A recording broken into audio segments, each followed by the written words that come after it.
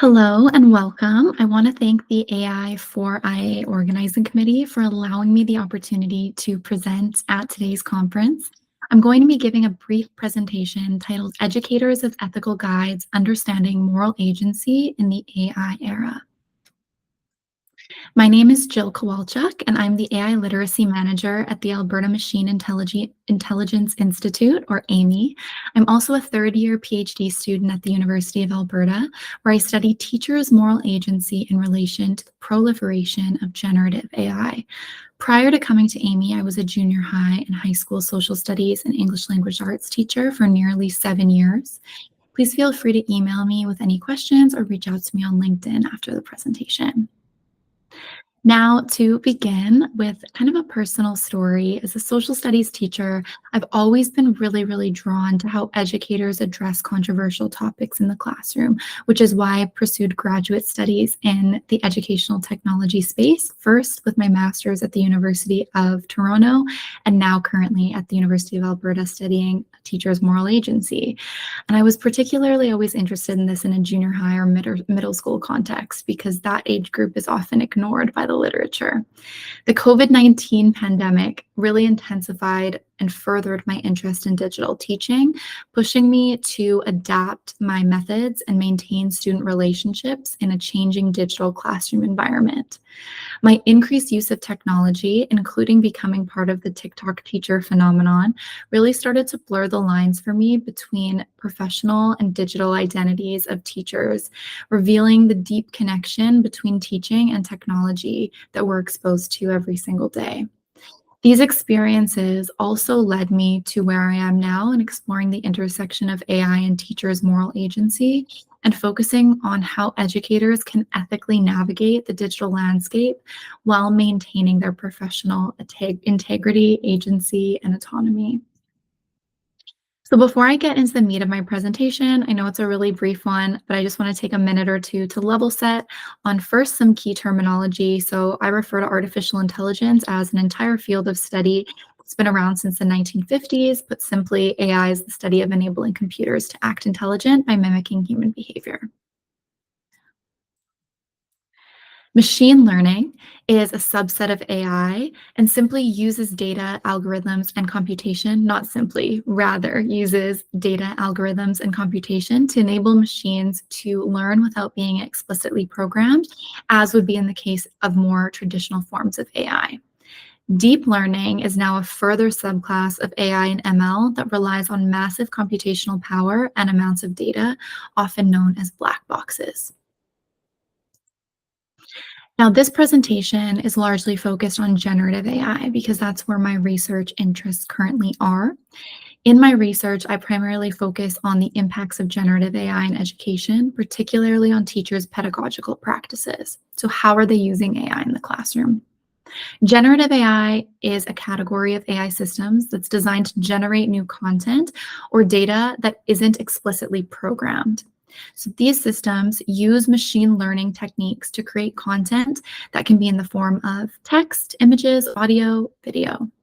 And they learn from really large data sets and then generate content that's similar in style or structure to what they've learned or what they've seen before.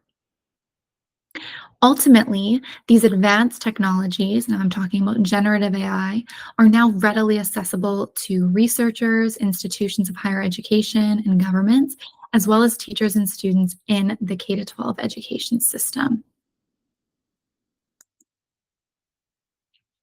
In 2023, UNESCO's Guide for Generative AI in Education and Research also calls for immediate development of global regulatory frameworks for Gen AI in education. However, even to this day, although there's been much progress towards building frameworks, whether that's at a school authority level or at a government level, remains largely unanswered. Now let's get into the concept of moral agency in relation to teachers and education. So from the onset, I believed that conceptualizing AI as merely a tool for our use could be problematic, especially in the educational context. So instead, I believe that unlike other technologies, AI offers the capacity to exercise very limited forms of agency, meaning that AI in education should be viewed more so as a collaborator or a collaborative partner than a tool in and of itself. Ultimately, in my work, I question how, if at all, do educators' perceptions of their moral agency change in the face of generative AI? Now, one of the first things that I did for my PhD project was this kind of need or impetus towards defining moral agency. So I first turned to ChatGPT, which is a main site for my research, to see how it would define it and ask if it believed itself to be a moral agent. And you can see on the screen what ChatGPT has said. So ultimately, it defined moral agency as being a characteristics of conscious beings, and particularly of humans, who have the capacity to make moral judgments and decisions that are guided by their values and beliefs. It said that ChatGPT is a machine, and so therefore it does not possess consciousness or subjective experiences in order to make moral choices. I also asked if it recognizes itself to be a moral agent. And while ChatGPT, as a large language model, recognizes it doesn't possess human consciousness and therefore cannot be a moral agent or make moral judgment, there are actually some scholars out there who believe that AI has become more efficient in autonomous decision making, and that these models should then hold some level of accountability for their actions or for the actions that humans take based on those decisions. Now, this may be the case for some AI models that are being deployed in certain contexts, like in the military or healthcare, where they're being used to wage war, save lives. But the question remains whether chatbots like ChatGPT should be held responsible for their outputs and the corresponding actions taken by humans based on those outputs, especially in an educational context. And so ultimately, I kind of fall in line with this idea of ChatGPT or generative AI being considered a second oral moral patient. So some argue that AI's efficiency in autonomous decision making, like I mentioned, um, makes it accountable for its actions, where others believe in this idea of second oral moral patents. And this debate is particularly relevant in those high stake contexts that I mentioned before, like the military or healthcare. But as AI evolves, understanding the intersections of this is going to be really important, especially as human roles may increasingly become or there's a likelihood of humans becoming more approvers or acceptors, rubber stampers of decisions made by AI. And I think this is something we want to try to avoid in the context of education. We want to avoid teachers becoming those rubber stampers for decisions ultimately made by AI, because teaching is such a humanistic profession and such a kind of an intimate experience between student and teacher. And so one of the questions that I'm often asked is, what's the difference between teacher professional autonomy and moral agency? And so I've really come to understand professional autonomy in the context of teaching as something that a teacher has or doesn't have. And this is the capacity for teachers to govern themselves and make decisions regarding the operation of their classroom. Regarding the operation of their classroom. But on the other hand, moral agency is something that people do. So it's a verb or an action. And this includes it includes professional autonomy. So I look at moral agency as the umbrella term, which includes not only professional autonomy, but also adaptability, intentionality, and responsibility. And these factors are not only influenced by individual capacity of the teacher to govern themselves, as is the case in professional autonomy, but also by the broader social, cultural, and structural conditions at play. So, therefore, we have to understand that teachers are not merely facilitators of a predetermined curriculum, but they themselves are also ethical moral agents who need to navigate complex and nuanced moral landscapes in their daily interactions with students, parents, colleagues, and the broader educational system and society at large. And so, therefore, a degree of professional autonomy, particularly around their ability to make choices regarding the goings on within their classroom context, is necessary for teachers to exercise their moral agency, or rather to be able to move towards moral agency if we're thinking of it as something that's constantly in flux and in action.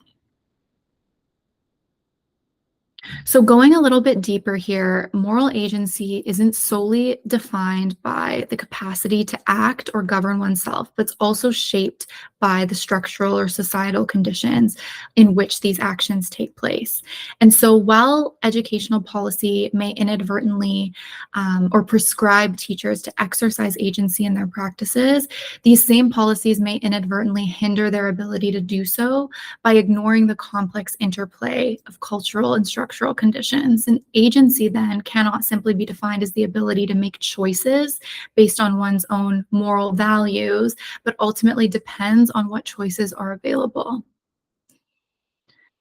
And so when we think about generative AI, if we want to think about ChatGPT, for instance, or any of the generative AI models that are based on the OpenAI ChatGPT API, there's kind of two different or three different rather views. And I think two that can be somewhat harmful are teachers consumer and teachers tool user. And I already touched a little bit on the problems with identifying ChatGPT or generative AI as simply a tool for our use, but I want to talk a little bit about teachers consumer.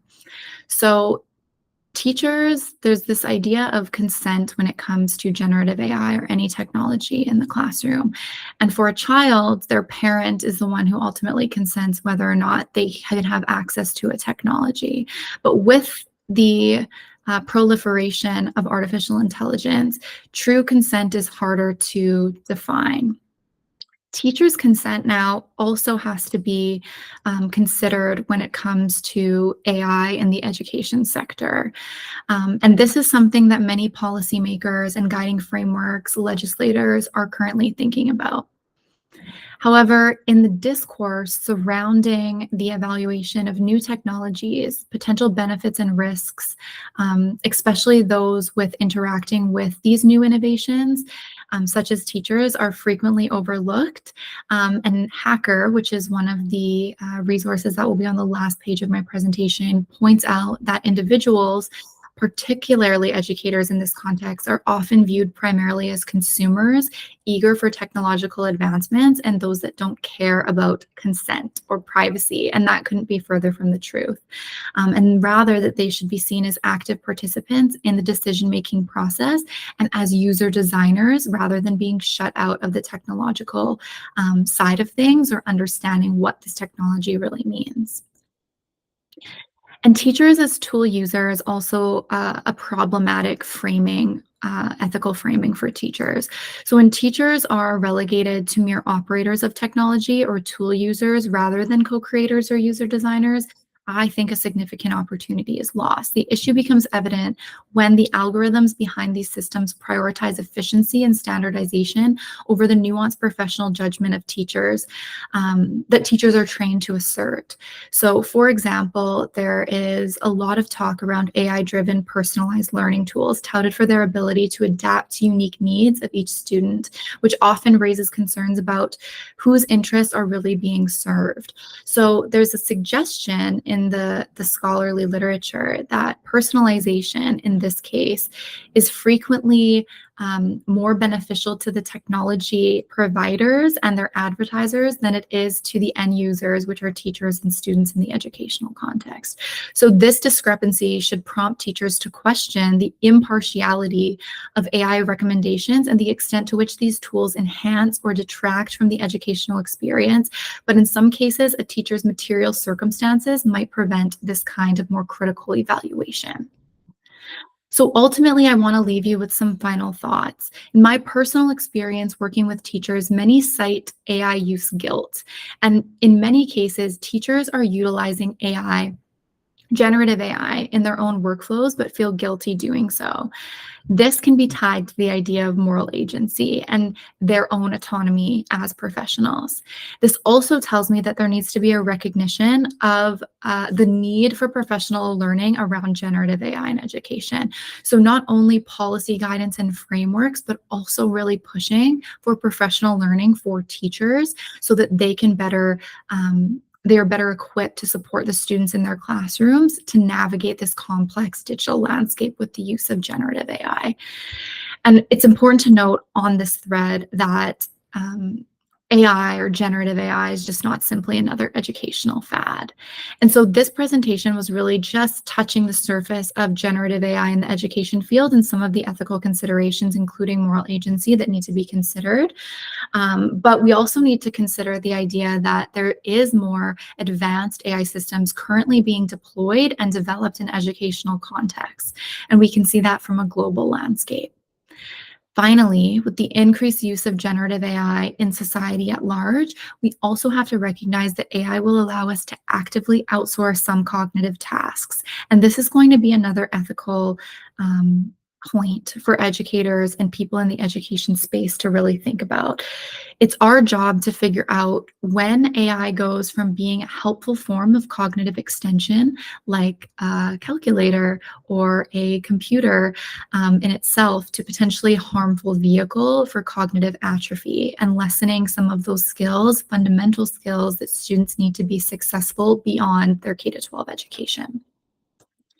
So clearly in front of us, we have an ethical quandary that's not merely about the efficiency or the effectiveness of AI in education, but rather it's about the essence of teaching itself and possesses or brings forth questions about the role of the teacher in the evolving technically mediated or technology mediated classroom environment. And so I want to leave kind of one last final thought that I often share with teachers that I'm working with is that when you invite an AI into your classroom, you are inviting a third entity into your classroom, similar to if you were to invite a guest speaker in. And so thinking about that technology as a collaborator really helps reframe how we engage with it and helps bring up some of these more ethical questions that I think are really important to be asked, especially today. And so I want to leave with a final note about Amy's AI and K-12 program that I'm very, very proud of that my organization has built over the past year and a half. And so if you would like to access some of our teacher resources, please feel free to do so by signing up to our LMS system or our RISE account by using the QR code that's on your final slide. I will also show here just my references, but again, if you have any questions, please feel free to email me or reach out to me on LinkedIn, and I look forward to connecting with you again in the future. Thanks so much.